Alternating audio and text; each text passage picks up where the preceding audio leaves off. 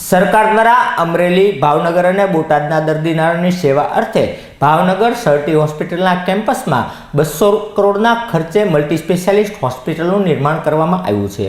આ હોસ્પિટલ છેલ્લા ઘણા સમયથી તૈયાર પોઝિશનમાં છે, જેની અંદર તમામ પ્રકારના ઉપકરણો પણ હાજર થઈ ગયા છે, પણ આ હોસ્પિટલ લોકાર્પણના વાંકે હાલ અત્યારે બંધ સ્થિતિમાં છે। બંધ હોવાના કારણે હોસ્પિટલની અંદર ક્ષતિઓ આવવાની શરૂ થઈ ગઈ છે, જેની અંદર હોસ્પિટલમાં તિરાડો પડવી, પાણી પડવા, ગાબડાઓ પડવા જેવી ક્ષતિઓ સામે આવી રહી છે।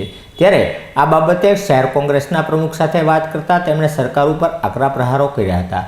પ્રકાશ વાઘાણી, પ્રેસિડેન્ટ, ભાવનગર સિટી કોંગ્રેસ। ભાવનગરમાં ભાવનગરની કમનસીબી કહેવાય કે કેન્દ્રમાં ભાવનગરના જ મંત્રી હોય આરોગ્યના, અને ભાવનગરની 200 કરોડના ખર્ચે જે હોસ્પિટલ તૈયાર પડી છે, હવે પરિસ્થિતિ એવી થાય, અમે વારંવાર આંદોલન કર્યા, ચાલુ કરો તો ભાવનગર આજુબાજુના અમરેલી હોય, બોટાદ હોય કે અનેક જિલ્લા છે, રાજુલા, આ બધાને આનો લાભ મળે, પરંતુ ચાલુ ન થાય। 200 કરોડ રૂપિયા વાપર્યા, કોના? આ પ્રજાજનોના પૈસા વાપર્યા છે, છતાં ચાલુ નથી થઈ।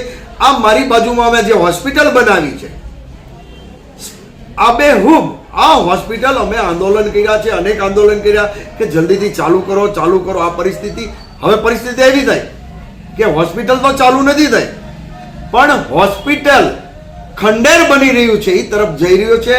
અનેક જગ્યાએથી પાણી પડી રહ્યા છે, અને બહારની પરિસ્થિતિ આપ જુઓ તો હું એવું માનું છું અમુક જગ્યાએ નાના મોટા ગાબડા પણ પડી રહ્યા છે। મને એવું લાગે ચાલુ ત્યારે કરશે કે જ્યારે એની ડેટ પૂરી થશે।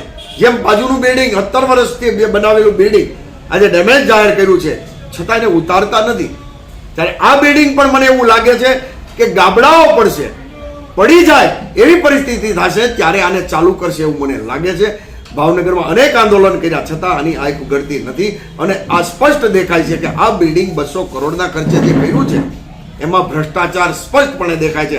હજી ચાલુ નથી થયું, ત્યાં તો પાણી પડવાનું ને ગાબડા પડવાનું ચાલુ થઈ ગયું છે। ચાલુ થશે ત્યારે શું પરિસ્થિતિ થશે, આ મોટો પ્રશ્ન છે।